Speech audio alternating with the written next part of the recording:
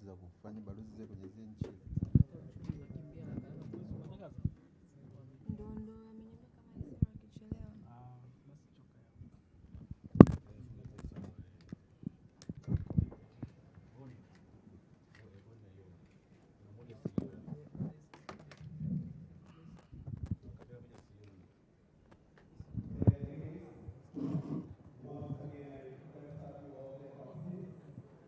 Many of us are still standing. And when the head of states arrive, we will be ushered by the brass band, and while they are still standing, we shall sing the Tanzania's national anthem, the Singapore national anthem, and conclude with the East Africa Community Anthem. Thank you very much.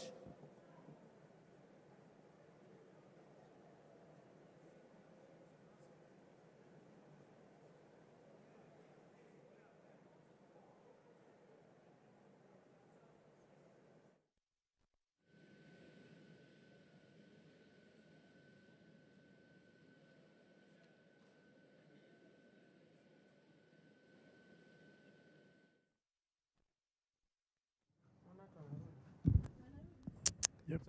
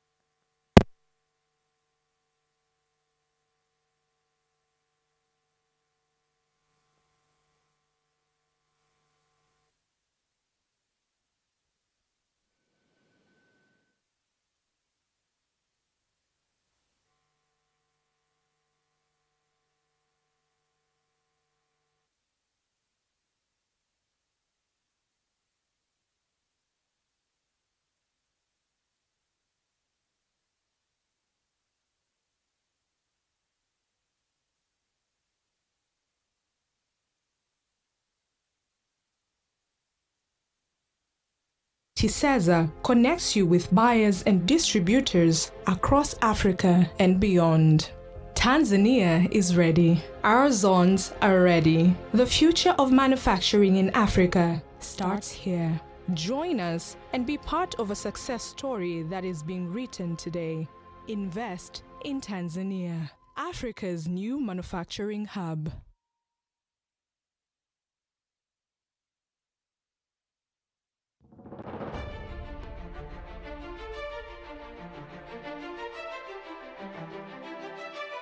Did you know Tanzania is projected to be one of Africa's fastest growing economies, with its GDP expected to reach $100 billion by 2030? This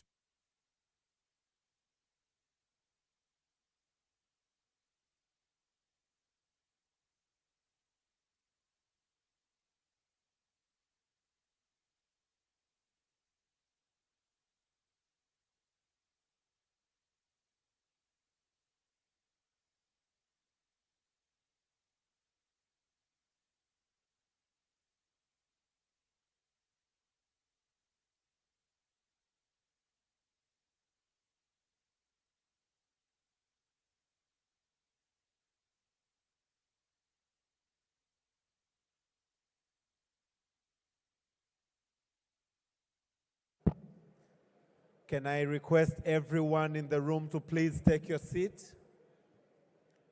May I request everyone in the room to kindly take your seats?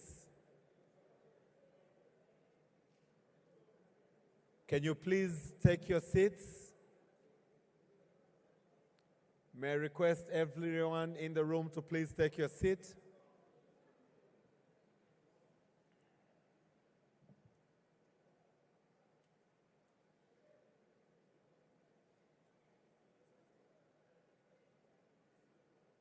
Stock markets, this region is an untapped treasure trove for visionary investors ready to shape the future of agriculture and exports. Morogoro is at the forefront of agricultural innovation and agro-processing in Tanzania. With 70,000 hectares of prime farmland, the region is a leader in the production of crops like sugar, rice, and soy, offering vast opportunities in large-scale agriculture and agro-processing. The region's expanding manufacturing sector is also creating value-added products from raw materials. But that's not all. Morogoro's natural beauty with Mikumi National Park and the Uluguru Mountains is attracting a growing ecotourism market. As a hub for agriculture, manufacturing, tourism, and now health, Morogoro is emerging as a prime destination for investment. With abundant land available for large-scale medical facilities and health infrastructure projects, the health sector presents an exciting frontier for investors.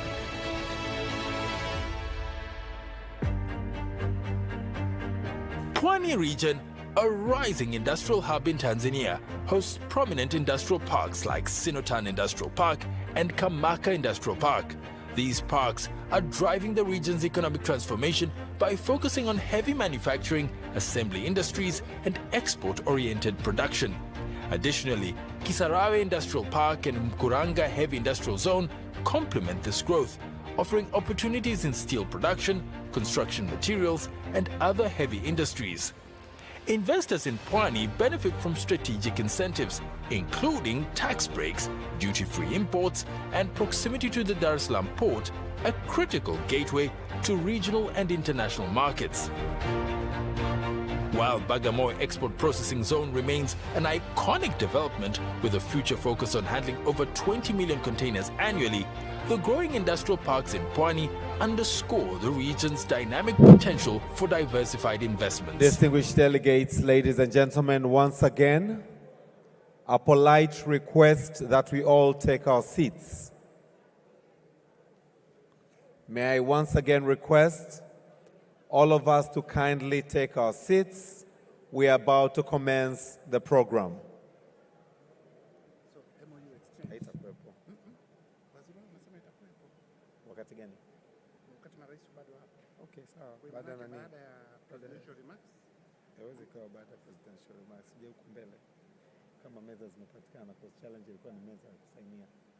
Then tunafanya exchange. Exchange tu, kwa hiyo tutafanya in between these two sessions.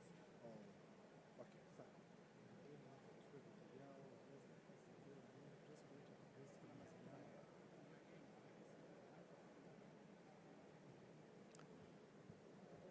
We are going to commence the program momentarily. I still see a couple of us still standing. I request that we all take our seats, ready to begin the program.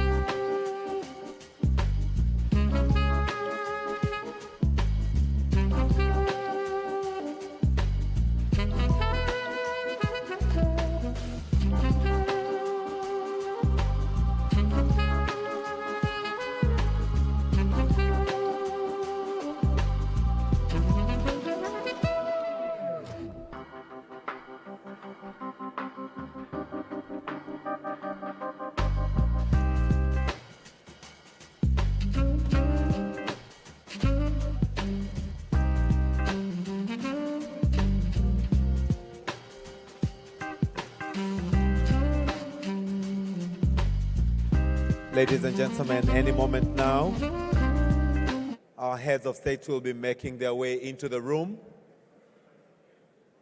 May I once again and finally request that we remember to put our mobile phones on silence, on flight mode.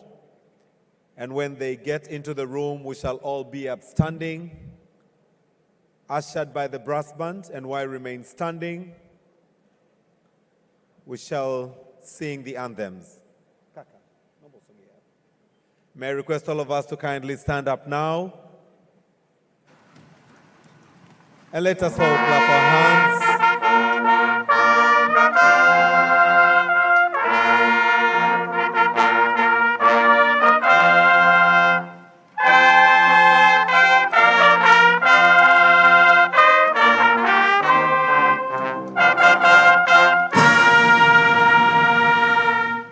Excellencies, may I request you to remain standing for the anthems, to begin with the Tanzania national anthem, that of Singapore and the East African community.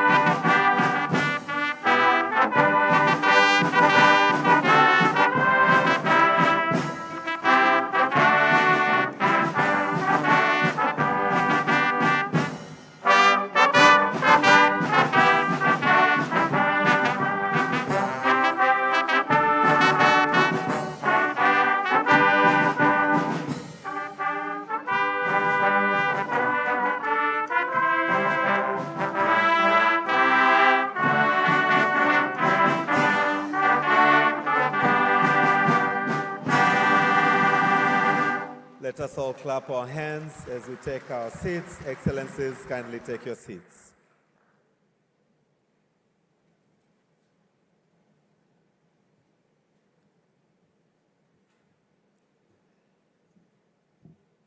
Your Excellency, Dr. Samia Suluhu Hassan, the President of the United Republic of Tanzania, together we recognize in a very special way the presence of His Excellency President Tharman Shanmugaratnam of Singapore. Can we all please put our hands together for the heads of state present?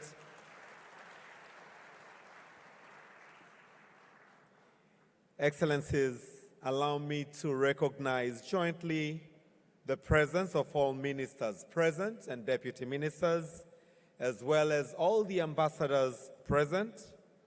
I would also like to recognize the presence of the Dar es Salaam Regional Commissioner, the permanent secretaries present, respectful heads of business delegation present, invited guests, members of the press, ladies and gentlemen, kazi na utu. Kazi na utu. Excellencies, as we commemorate the friendship and migration of friendship to partnership, a tale of friendship and growth is written between Tanzania and Singapore, and we are all here to witness this friendship. Excellencies, allow me now, for the welcoming remarks, to invite Ms. Angelina Ngalula, the President of the Tanzania Private Sector Federation, to be followed by that of Mr. Mark Lee from the Singapore Business Federation. As she's here, let us give her a warm round of applause. Karibu sana.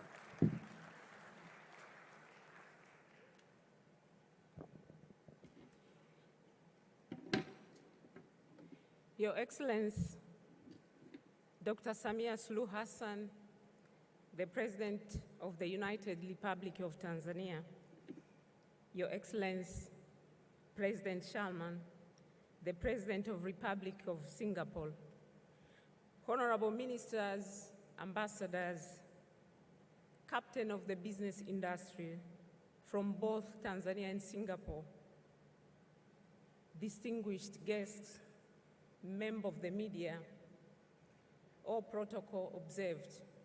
Kazi na utu. Your Excellencies, it is a great honor for me to extend warm greetings on behalf of the Tanzania Private Sector Federation, the apex body of the private sector in our country. To all of you who have gathered here in Dar es Salaam for the Tanzania-Singapore Business Investment Forum 2026.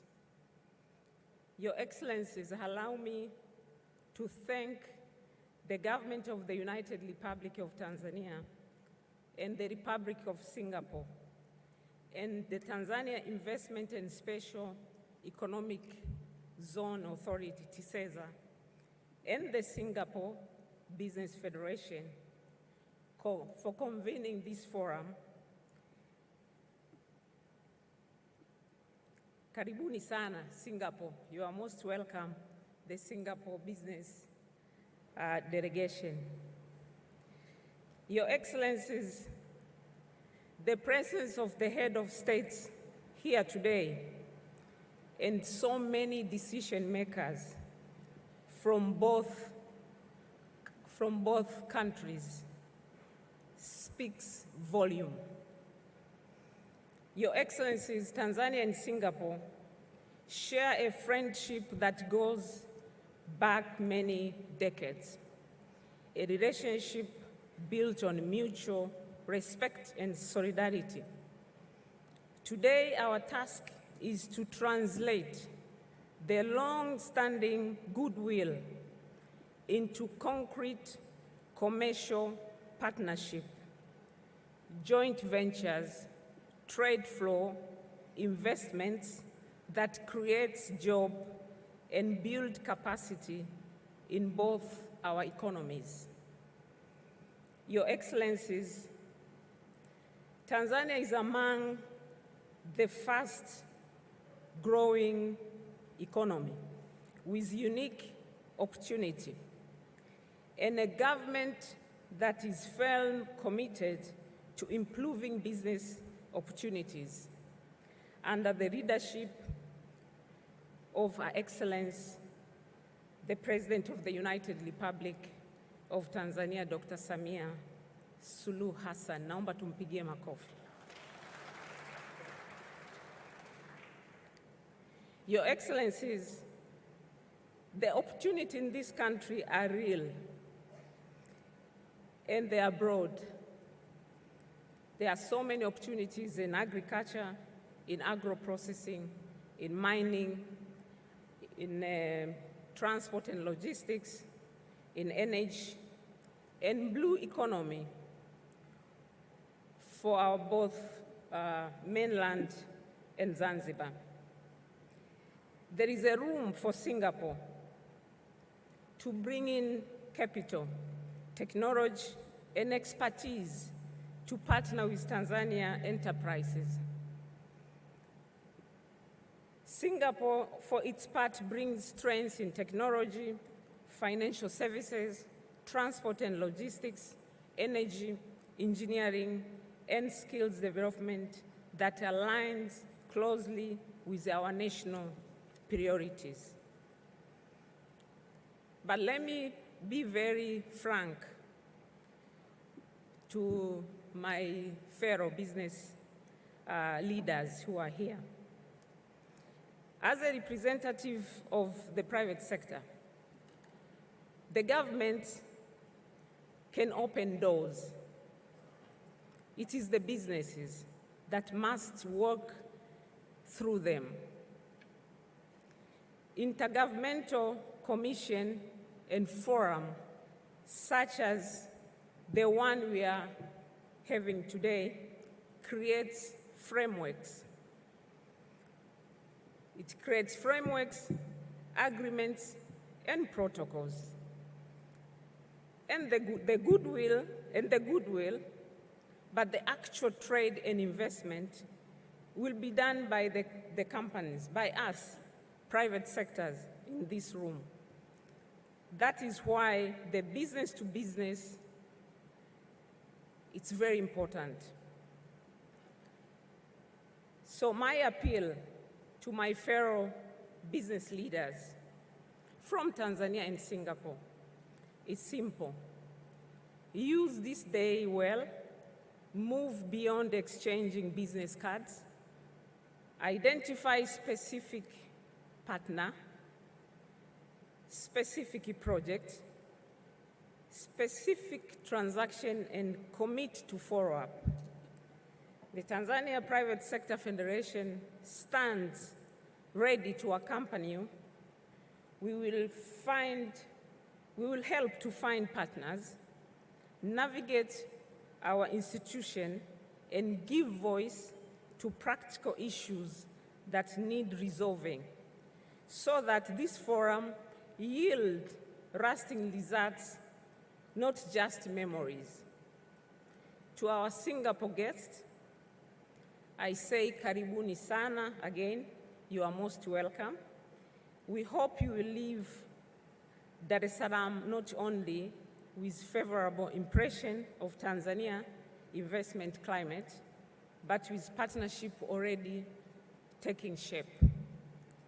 Your Excellencies, let us make this forum the beginning of our new and more ambitious chapter in Tanzania for Tanzania and Singapore economic cooperation. One measured not only in a declaration, but deals delivered. I thank you, Your Excellencies, distinguished members. I wish you a productive and successful business forum. Asanteni sana.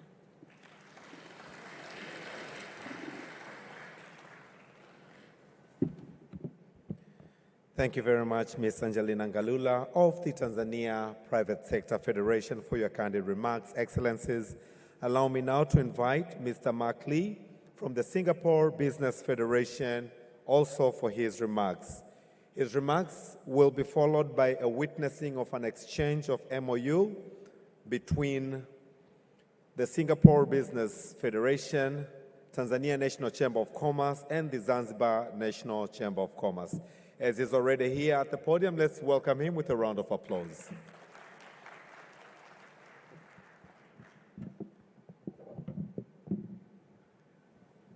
Your Excellency, President Samia Suluhu Hassan, His Excellency, President Tharman Shanmugaratnam, Honorable Ministers, distinguished guests, partners, and friends. A very good afternoon, and thank you for the warm welcome extended to our Singapore delegation. It is my honor to address this forum as acting chairman of the Singapore Business Federation. SBF is the apex business chamber of Singapore, representing the interests of our business community across every business sector. And one of our clear priorities is to help our companies find meaningful and durable partnerships in the markets of the future. Africa is firmly one of those markets. Let me be candid about why we are here. The Singapore Business Federation believes in Africa, and we aspire to do considerably more on this continent than we have done to date. We see a continent of young populations, fast-growing cities, expanding regional markets, and reform-minded governments. And we see Singapore companies with capabilities that match these needs. Our intent is to convert that belief into presence, and presence into long-term partnerships. This mission is a deliberate step in that direction. It accompanies President Tharman Shanmugaratnam's state visit, which signals Singapore's serious intent to deepen engagement with Tanzania and the wider East African community. Over these few days, our focus is twofold. First, here in Tanzania, anchored in Dar es Salaam, and then in Zanzibar, where we will turn to the island's own distinct opportunities. Our role in SBF is to translate political momentum into commercial substance, into trade, investments, and mutual partnerships that endure beyond the headlines of a state visit. Allow me to frame today's discussion around three ideas: access, bridges, and growth. First, access. Tanzania is an increasingly important East African market. Its strategic location along the Indian Ocean, its membership in the East African community, its investment facilitation reforms, and its growing industrial and logistics ecosystem create real openings for partnership. This is my first visit to Tanzania, but over the past few days, I have had the opportunity to experience for myself some of these progress firsthand. Traveling from Dar es Salaam to Morogoro on your standard gauge railway, I was visibly impressed. And speaking with many Tanzanians along the way, I was struck not only by the investment in infrastructure, but by the quality of the people. The conversations were thoughtful, ambitious, and outward-looking, reflecting a workforce that's increasingly connected to regional and global opportunities while remaining confident of Tanzania's future prospects and growth. That combination of infrastructure, connectivity, and human capital gives Singapore businesses confidence that Tanzania's growth story is only beginning. We see strong complementary across ports and logistics, special economic zones, industrial development, urban solutions, sustainability, tourism, and professional services. By the numbers, Singapore has registered 36 investment projects in Tanzania since 1997, valued at over $500 million, generating more than 3,000 jobs. But our bilateral trade is still modest, and that is precisely why this mission matters, to deepen these links and to build the foundation for the next $500 million. Second, bridges. Interest in a market is necessary, but it is not sufficient. Companies entering new markets require trusted local partners, regulatory clarity, bankable project pipelines, and practical pathways to execution. Today's forum allows both sides to move past broad expressions of interest and into the concretes. Where are the priority projects? What capabilities are needed? What partnership models will work? And how do we reduce execution risk? At SBF and through our African Business Group, we see our role as more than convening business events. We are here to help our companies build sustained commercial relationships through partner introductions, market understanding, and the unglamorous work of follow-through long after this room empties. Third, growth. The Singapore companies represented in this room today bring strengths that aligns with Tanzania's next phase of growth. Our delegation of 15 companies is just beginning, and it spans 4 broad areas: industrial, infrastructure and logistics, consumer goods and agri-trading, capital, green, clean tech and investment, and enterprise technology and lifestyle. Among our attendees, Tolaram, with deep African consumer goods experience, Rais integrated industrial platforms in African industrial ecosystems, Pacific International Lines in container shipping, Norman Boy and Sons in spices and agri-commodities with a rich trading history that reaches back generations alongside capabilities in sustainable logistics, smart city and healthcare solutions, advanced materials and HR and payroll infrastructure. Equally important, Singapore businesses built for the long term. We invest in local partnerships, in mutual benefit, and the patient work of execution. We are not here to extract value. We are here to build it together with Tanzanian partners. The reform agenda under President Samia Suluhu Hassan's leadership has signaled to the world that Tanzania is open for serious long-term partnership. We at SBF have noticed, and we are here. I look forward to today's discussion, and I hope we will lay the foundation for partnerships that we will look back on in time and say, it was here, it was in this room that it all began. Asante Sana, and I wish everyone a fruitful afternoon ahead.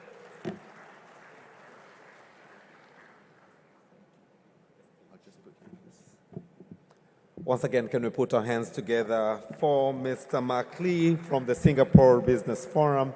Excellencies, allow me now to invite onto the stage the parties that are going to exchange the MOU.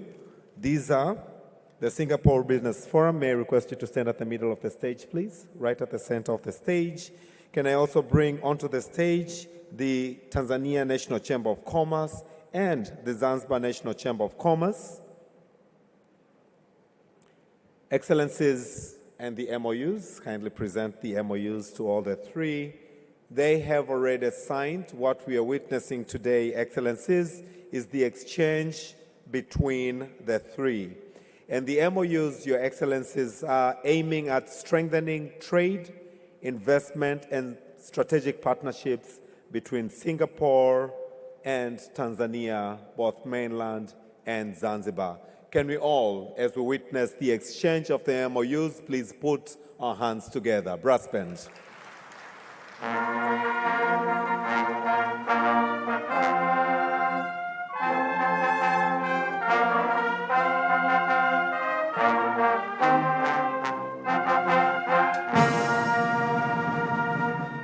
Thank you very much.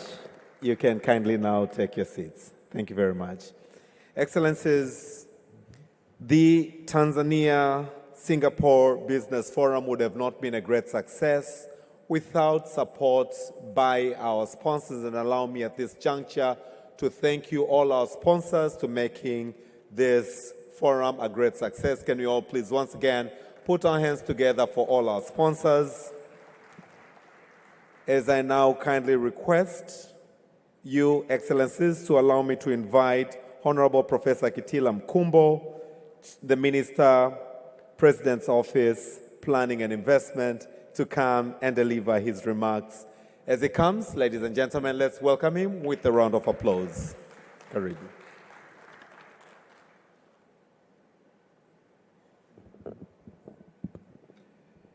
Your Excellency, Dr. Samia Suluhu Hassan, President of the United Republic of Tanzania, Your Excellency Tharman Shanmugaratnam, President of the Republic of Singapore, Honorable Ministers, business leaders, and I should recognize Your Excellencies the presence of our Regional Commissioner, who is here, Mr. Chalamila. Thank you very much for joining us. Ladies and gentlemen, Your Excellencies, I would like to thank you very much for gracing us with your presence in this very important forum, and thank you very much for giving us the opportunity to organize it as part of His Excellency, the President of Singapore's state visit to Tanzania. The story of the development trajectory of Singapore is a story that is admired by everybody around the globe. From a tiny and a low-income country with only a GDP per capita of 500 in 1965 to the present GDP per capita of more than $100,000, and with a significant voice in today's geopolitics. Singapore has become a dependable voice, both now economically, diplomatically, and politically. We know also that Singapore companies are now some of the major global investors abroad. And I was checking my data lately, investing around the globe around $1.5 trillion, mainly in Asia, of course, with a presence in Africa, currently at around $26 to $32 billion, and 100 Singapore companies in about 40 countries. Here in Tanzania, we know, if you check the book that you have, you will see the Singapore companies which are investing in Tanzania, but I want to mention only two. Rais Morogoro is the largest rice milling factory, not just in Tanzania, not just in East Africa, but the largest in Africa. And we are very proud of this company in Morogoro. But we know for many years, more than 100 years, Norman Boys has been a very important investor in Zanzibar, focusing on spices production, spices plantation and production. So already Singapore is present here. And I believe that the visit by you, Your Excellency President, will take our economic partnership to the next level. As I close, let me highlight the fact that Your Excellency President Tharman, you are visiting our country only a few days after our president visited Russia. And her economic approach is very clear. It is pragmatic. She has instructed us to engage globally, to go around the world and welcome everybody to Tanzania. And going around, not looking for patrons, looking for partners.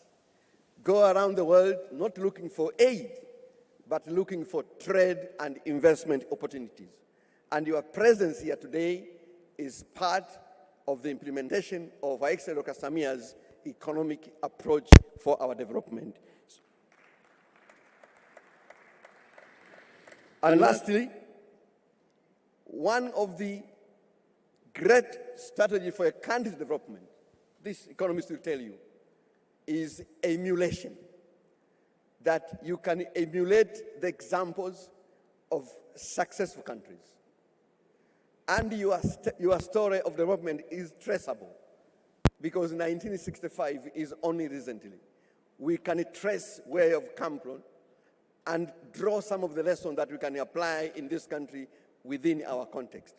And your presence here today is surely a very big catalyst for our own development. With those remarks, let me perform the function that I was supposed to perform, which is to welcome you. And I'm going to begin by welcoming you, Your Excellency, President Tharman Shanmugaratnam, to come to address this forum, and of course later, followed by Her Excellency Dr. Samia Suluhu Hassan. Your Excellency, with great honor, audience, please join me in welcoming His Excellency to address this forum. Asante sana, karibu.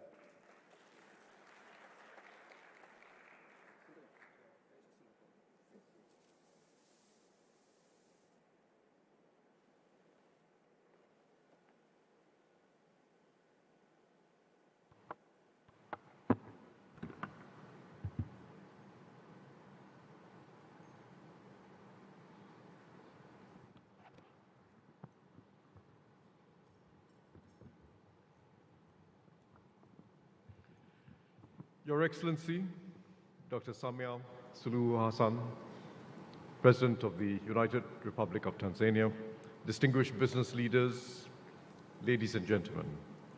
It's a real pleasure to join you today at the Singapore-Tanzania Business Forum. Let me first thank my sister, President Samia, and our Tanzanian hosts for their warm hospitality. Singapore and Tanzania may appear distant on the map, but we have connections going back centuries. The monsoon winds carried trade, people, ideas, and cultures between the Swahili coast and Asia, and made the Indian Ocean one of the world's earliest arenas of long-distance exchange. Kilwa was among the great ports of the medieval Indian Ocean, and Zanzibar would later rise to prominence. Singapore's own waters, too, have long sat at a meeting point where the sea lanes of the Indian Ocean connect with those of the Pacific. Take the clove, the humble clove, the spice that made Zanzibar famous as the Spice Island. The cloves came from the islands of Southeast Asia, traveled west across the ocean, and took root in East African soil, where they flourished. So we meet today to renew a very old acquaintance and to give it new relevance for our times. We know the international order, especially the international trading order, is not what it used to be. It is more uncertain, and that uncertainty is likely to endure. In such a world, the answer must be to diversify, to build new corridors of opportunity and wider and more resilient supply chains. Tanzania is a country of immense promise, and the turnout today reflects genuine and growing interest in Tanzania and Tanzania's links with Singapore and Asia. You are a young and entrepreneurial population with abundant natural resources, expanding investment opportunities, including in infrastructure, and a strategic location that links regional and global markets. From sectors like agribusiness to tourism, there is real potential for meaningful partnership, combining Tanzania's own advantages with Singapore's experience in building efficient systems, advanced supply chain management, high-value services, and the digital economy. If we can work this complementarity between our two economies well, it can create good jobs, higher capabilities, and inclusive growth. Earlier today, President Suluhu Hassan and I marked several new milestones in our relationship. We signed an avoidance of double taxation agreement, which will lower the cost of doing business and the perceived risks of doing business, and will thereby give investors greater confidence. We signed an MOU on carbon credits collaboration and are working towards a bilateral framework na for tukatengeneza Article pia 6 mfumo wa carbon credit upili transfers, unaosimamia ule mkataba wa Paris wa I sita. also warmly welcome the East African community's intention to pursue a free trade agreement with Singapore and the negotiations that we expect to commence soon. This would be Singapore's first free trade agreement with an African partner and the East African community's first with a non-African partner. It will open new pathways for trade and investment between East Africa and Southeast Asia. So to our businesses here today, I will say, engage with open minds, engage with adventurous minds, explore partnerships that add value to the other side, and turn possibility into prosperity. Thank you very much.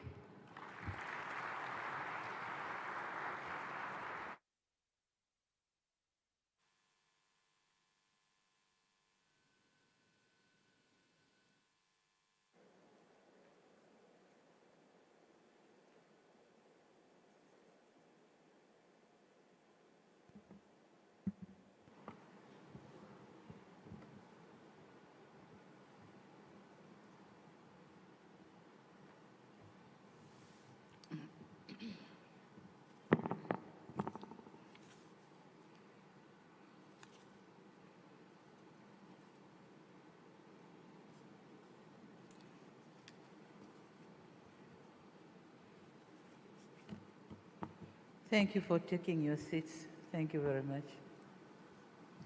Your Excellency, Tharman Shanmugaratnam, President of the Republic of Singapore, honorable ministers from our two governments, the chairpersons of the Singapore Business Federation and the Tanzanian Private Sector Foundation, captains of industry, excellencies, ladies and gentlemen, karibuni sana Tanzania. Your Excellency, we are honored to host you again in this meeting with your distinguished delegation. Karibu sana. It is my distinct honor to stand before all of you and address this important business forum themed strengthening trade, investment, and strategic partnerships, which brings together members of the business fraternity from both Tanzania and Singapore. Before coming here, me and my dear brother, President Shanmugaratnam, had an opportunity to have candid engagements that culminated in the signing of the agreements and memorandum of understanding for the mutual interests of our countries. In essence, we have committed to expedite implementation of all agreed instruments and take concrete measures to elevate our relations to greater heights. Distinguished guests, today is a great and historic day for Tanzania and Singapore, because first, the time in the history of our relation, a president of the Republic of Singapore undertakes a state visit in our country. It so happens that visit takes place this year when we are marking 45 years of our bilateral or diplomatic relations. Since the beginning of our two countries continue to enjoy strong relations built on shared principles and cooperation of mutual trust. Though separated by over 4,000 nautical miles of the Indian Ocean, we are interconnected by a rich history, by commerce, and by people-to-people interaction.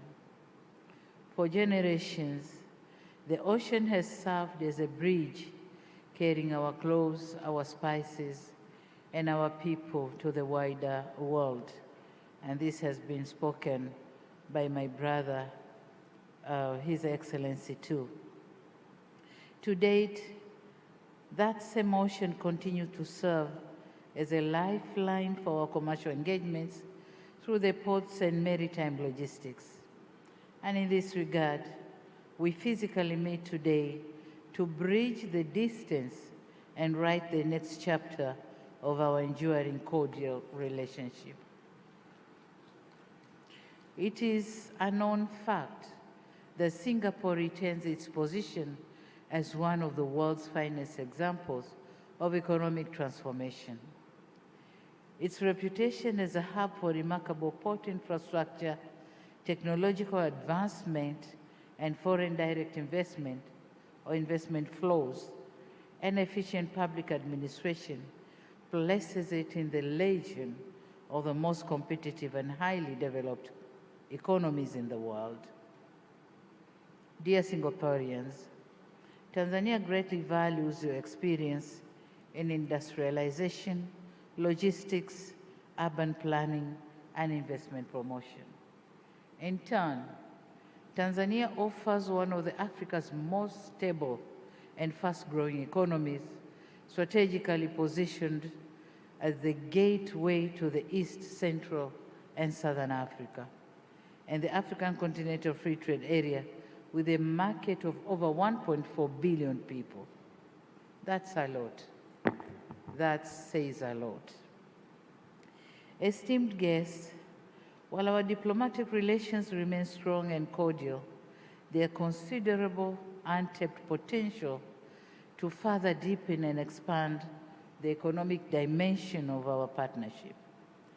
Our bilateral trade tells a story of opportunity, but also of fragility. For instance, our trade grew from $74 million in 2020 to a peak of $299 million in 2023, before contracting sharply back to $74 million in 2024. On the other hand, Tanzania exports to Singapore rose from $43 million in 2020 to $183 million in 2022, only to fall to $16 million in 2024. This volatility tells us that our trade structure are not yet resilient, and we must adopt deliberate measures to address the discrepancies. On investment, since 1997, Singapore has registered 36 projects in Mwaka 97 Singapore imesajili miradi 36 nchini Tanzania yenye thamani ya dola za Kimarekani 535 na kuleta ajira zaidi ya 3,000. Miradi 21 katika hiyo 36 iko katika sekta ya viwanda na inaelekea na kulenga zaidi maliasili na mingine iliyobaki inaelekea zaidi katika maliasili na ujenzi. Kwa hiyo takwimu hizi zinaonyesha uwezo wa uchumi wetu katika hizi nchi mbili. Kwa hakika makampuni ya Singapore kama Olam na Wilmar tayari yameshapata kasi kupitia shughuli kubwa za kilimo, biashara na usindikaji wa chakula katika mnyororo wa thamani wa kahawa, pamba na korosho. Wilmar peke yake ni kampuni iliyoko ndani ya ile Fortune Global 500 Companies yenye mapato ya kila mwaka yanayozidi dola za Kimarekani bilioni 60, na nafikiri Wilmar itaweza kulielezea hili kwa uhalisia. Mabibi na mabwana, Tanzania inapoendelea katika ajenda yake ya ukuaji wa viwanda na azma yetu ya kuwa uchumi wa dola trilioni 1 kulingana na dira ya maendeleo ya 2050. Tunaona fursa kubwa katika kuongeza ushirikiano wa kiuchumi katika maeneo ambayo Singapore imeonyesha ubora wa kimataifa na ambapo Tanzania inatoa fursa kubwa za uwekezaji. Lakini kulitimiza hilo, lazima tuhakikisha ya kwamba mazingira ya ndani ya kibiashara yanakuwa mazuri na yanafaa kwa ajili ya uelekeo huo. Na kwa mantiki hiyo, serikali yangu inaendelea kutekeleza mageuzi ya wigo mpana ili kuweza kuimarisha mazingira ya biashara na uwekezaji. Na kupitia TISEZA tumekusanya miundo mbalimbali ya uratibu na uwekezaji chini ya pamoja. Kwa sasa ni rahisi kusajili kampuni mtandaoni ndani ya masaa 24 ukilinganisha na wiki kadhaa ambazo ilikuwa inachukua kabla ya mfumo huu kuanza kazi. Mheshimiwa Rais, fursa mbele zetu ni nyingi sana na ni kubwa, na niruhusu niangazie maeneo 5 muhimu ambayo utaalamu wa Singapore na uwezo wa Tanzania vinalingana vyema na hivyo kuunda uwezekano mkubwa wa ushirikiano wa kina zaidi. Na ninafahamu ya kwamba mmeshasikia hayo maeneo toka kwenye majadiliano ya biashara yalikuwa yanaendelea, lakini ni bora kusikia toka kwenye kinywa cha mama wa nchi hii. Kwanza, biashara, eneo la bandari, vifaa na njia za biashara ya Hindi. Tanzania ni lango la kimkakati kwa ajili ya nchi 6 zisizo na bandari, na nchi hizo ni Burundi, Jamhuri ya Kidemokrasia ya Kongo. Kwa hiyo hii inaenda kutoka Afrika ya Mashariki mpaka Afrika ya Magharibi. Ni soko kubwa sana, lakini pia tunahudumia Malawi, Rwanda, Uganda na Zambia. Bandari ya Dar es Salaam pia inabeba na kushughulikia sehemu kubwa ya biashara hii. Kwa hiyo ushirikiano na watendaji kazi kutoka Singapore itaongeza ufanisi na kuweza kufanikisha Singapore kuweza kuunganisha na Asia kupitia upanuzi wa bandari ya Dar es Salaam pamoja na ile ya Bagamoyo pamoja na Magwapani Zanzibar. Tanzania inakaribisha ushirikiano katika eneo la usafirishaji, uwanja wa vifaa, huduma za meli na maendeleo ya viwanda yanayounganishwa na bandari. Eneo la pili, kuongeza thamani katika mnyororo wa kilimo na madini. Tunaona fursa kubwa katika kusambaza bidhaa za kilimo kwenye masoko ya Singapore chini ya mkakati wa chakula unaotafuta kubadilisha uagizaji wa chakula na kuimarisha ushirikiano wa kimataifa katika kufikia usalama endelevu wa chakula. Na katika hili tunaweza tukajifunza kutoka kwenye nchi nyingine za Asia kama Vietnam na Thailand ambazo ziliweka rasmi mkataba wa maelewano juu ya biashara ya mchele na Singapore unaohakikisha usambazaji thabiti wa mchele. Kwa tunaweza tukachagua bidhaa gani ya kilimo ambayo tunaweza tukasambaza kule Singapore na kuwa na makubaliano. Kwa upande wetu, makubaliano hayo yanaweza yakajumuisha bidhaa kama kahawa, chai, korosho na viungo. Lakini pia Tanzania ni moja wa wazalishaji wakubwa sana na wazalishaji wakubwa duniani wa Tanzanite. Lakini asilimia kubwa ya Tanzanite na asilimia kubwa ya dhahabu zetu na vito vyetu vya thamani vinapita kwenye mipaka yetu bila hata kuchekiwa na inaenda ikiwa haijachakatwa. Kwa hiyo tukiweza kulitatua hili, tunaweza tukahama kutoka kwenye usafirishaji wa vitu ambavyo vinaingia katika malighafi hadi vifikie bidhaa zilizochakatwa ambazo zitafaa katika masoko ya Asia na kimataifa. Lakini eneo la tatu ni nishati mbadala na miundombinu mahiri. Tanzania ina uwezo mkubwa katika eneo la nishati ya jua, upepo, gesi na nishati ya ardhi. Tunatambua ya uwekezaji wa Singapore katika eneo la gesi asilia kupitia Pavilion Energy.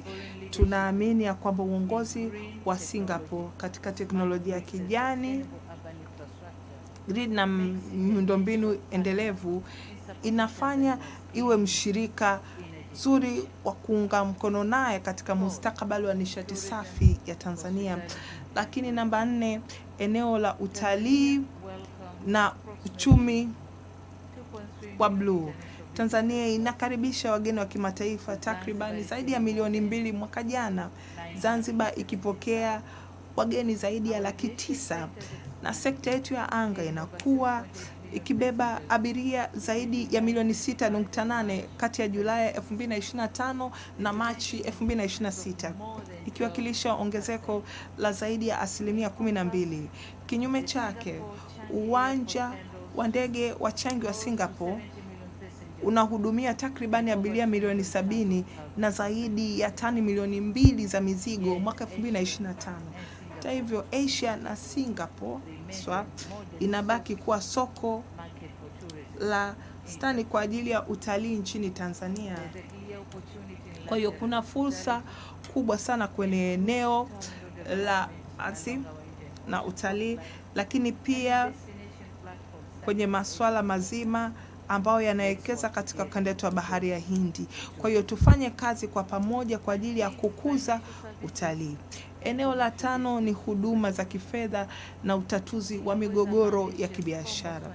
Singapore ni miongoni mwa vituo vikuu vya kifedha na uwekezaji mkubwa barani Asia, ikiwa na uwezo mkubwa katika masoko ya mitaji, fedha za miraji na fedha za uwekezaji.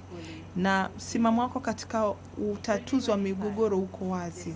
Mwaka 2025, kituo cha kimataifa cha usuluhishi cha Singapore kilishughulikia kesi mpya 886 kutoka katika mamlaka 80, huku 89% kati yao zikiwa za kimataifa.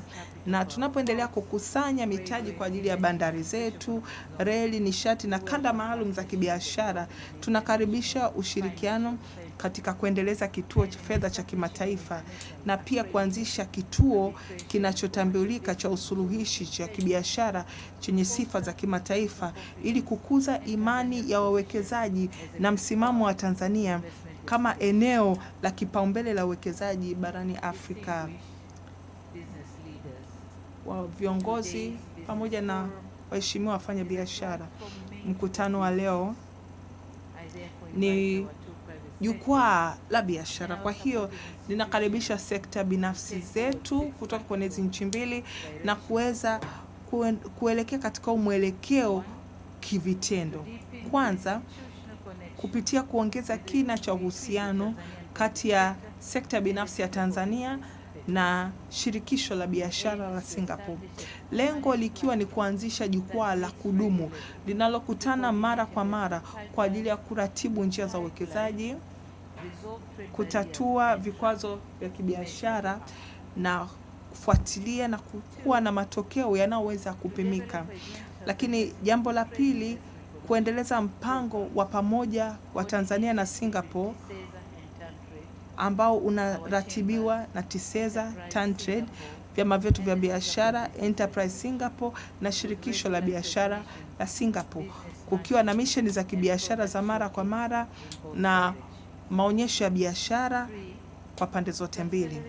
Jambo la tatu, kuharakisha ushirikiano wa uongezekaji wa thamani unaofanyika katika kanda maalum za biashara kwenye masuala mazima ya usafirishaji wa dhahabu, usindikaji wa vito, usindikaji wa korosho na ufuta, hadi utengenezaji wa dawa na mitambo ya kilimo.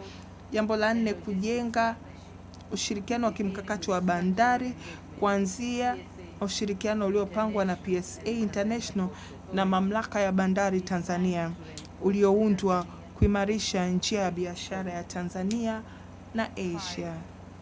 Namba 5, kuendeleza ukanda wa utalii wa Tanzania na Singapore kwa muunganiko bora wa anga na usafirishaji, kuunganisha pamoja masoko ya ASEAN, ushirikiano wa waendesha meli za kitalii wa Singapore na majukwaa ya kidijitali kwa wasafiri wa Asia wenye thamani ya juu.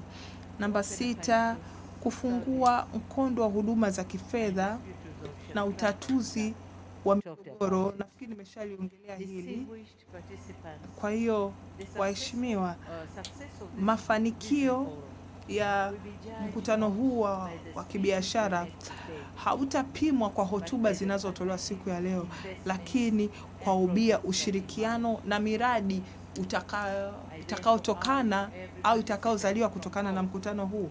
Hivyo ninawahimiza washiriki kutoka serikali zote mbili, sekta binafsi, kuchukua nafasi hii na hii fursa na kukubaliana kwa ajili ya kuingia katika hatua za kiutekelezaji. Serikali yangu itaendelea itaendelea kujitolea na kudumisha mazingira thabiti yanayotabirika na rafiki kwa wawekezaji, yanaopelekea ushirikiano wa muda mrefu na uwekezaji wa kuwajibika.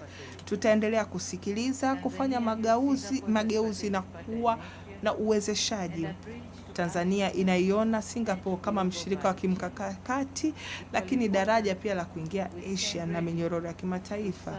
Na hivyo pia tuko tayari kuwa lango la Singapore kwa upande wa Afrika Mashariki, upande wa maziwa makuu na soko pana la bara la Afrika. Wageni, waheshimiwa, mabibi na mabwana, ninapofika mwisho, napenda kuwashukuru kwa dhati waandaaji na wafadhili wa mkutano huu wa wafanyabiashara, Wizara ya Mambo ya Nje na Ushirikiano wa Afrika Mashariki, Wizara ya Mambo ya Nje ya Singapore TISEZA, Taasisi ya Sekta Binafsi TPSF, Shirika la Biashara la Singapore na wote waliofanikisha mazungumzo haya kufanikiwa.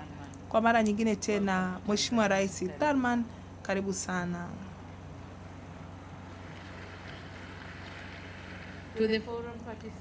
Kwa washiriki wa mkutano, ninawatakia mkutano wenye matunda, na pia ninatangaza mkutano huu wa biashara uwekezaji wa Tanzania na Singapore umefunguliwa rasmi. Na ninawashukuru kwa umakini wenu. Asanteni sana.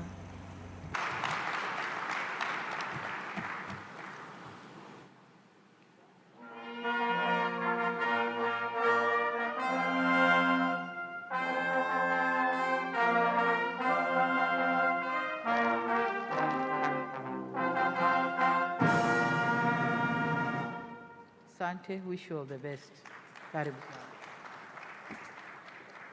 May I request that we give a bigger round of applause to Excellencies for their candid remarks. Your Excellencies, before you leave us, kindly allow us to have two group photos between Tanzania business community and that. May I request all of us to kindly take our seats. We are going to have two group photos. Can I bring onto the stage now the Singapore delegation? The Singapore delegation, please come onto the stage. We shall line up. May I also request the heads of government institutions from Tanzania to join them, to be followed by heads of Tanzania business communities. Please, let's get onto the stage before I request the Excellencies to join you for the group photos. Singapore business community. Mtazamaji wa TBC1 katika jukwaa la biashara na uwekezaji kati ya Tanzania na Singapore kwa mwaka huu 2026 lenye kuendeleza ushirikiano kati ya nchi hizi mbili kwenye maeneo ya biashara na uwekezaji na kidiplomasia pia. Tumeshuhudia mambo mengi mazuri yanayoendelea hapa, ikiwa ni kuleta ushirikiano zaidi kati ya Tanzania na Singapore. Henry. Ni kweli ni kwamba ziara hii imeenda kufungua milango mipya ya uwekezaji na kuharakisha makubaliano muhimu kama ambavyo umeona mikataba mbalimbali imeweza kusainiwa, na vile vile hatua hii sasa inazidi kuimarisha mahusiano ya Tanzania na Singapore, kwa maana ya kwamba katika miaka ya nyuma mpaka sasa toka kuingia kwa makubaliano ya uhusiano wa kidiplomasia, sasa hivi kuna miradi karibia 36 ya uwekezaji ambayo yenye jumla ya thamani ya dola milioni 500 na kitu hivi dola za Marekani. Sasa hii inaonyesha kwamba ndani ya miaka 45 ya uhusiano wa kidiplomasia kati ya Tanzania na Singapore mengi yameendelea kutekelezwa. Na katika hili tukumbuke tu kwamba huyu ndio amekuwa rais wa kwanza kwa miaka 45. Huyu amekuwa rais wa kwanza kwa maana ya kiongozi wa juu kabisa katika nchi kufanya ziara ya kitaifa.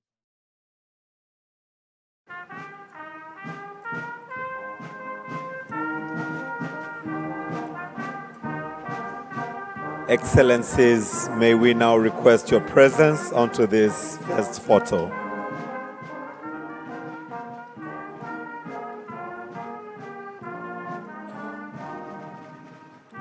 Equity Bank, Kuala, as well as ATCL, kindly line up for the next and final photo.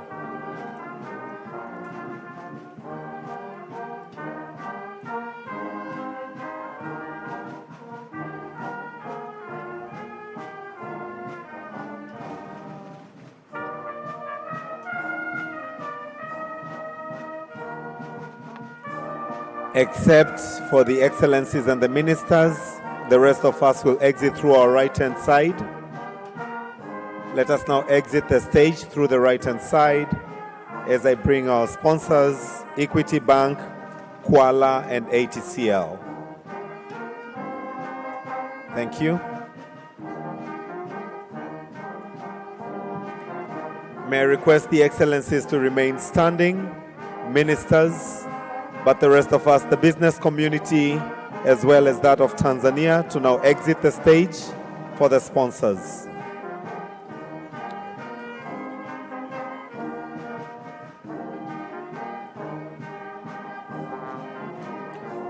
Singapore business community, kindly exit the stage, as well as the heads of government institution and heads of business community, as I bring Kuala, Equity Bank, and ATCL on the stage.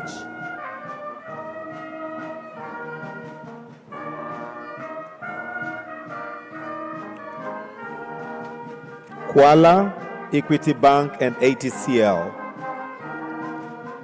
We shall stand at the back.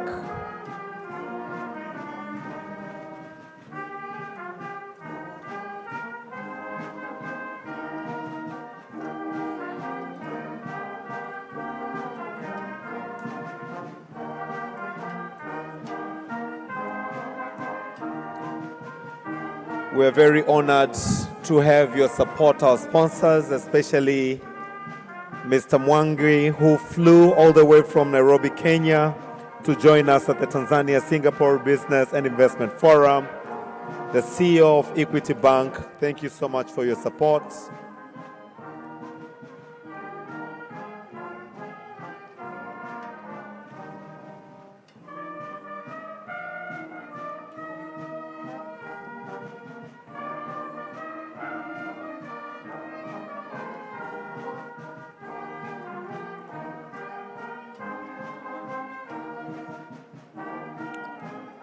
So may I request all of us to please be upstanding as we allow the heads of state to proceed on to their next agenda. Can we all please rise?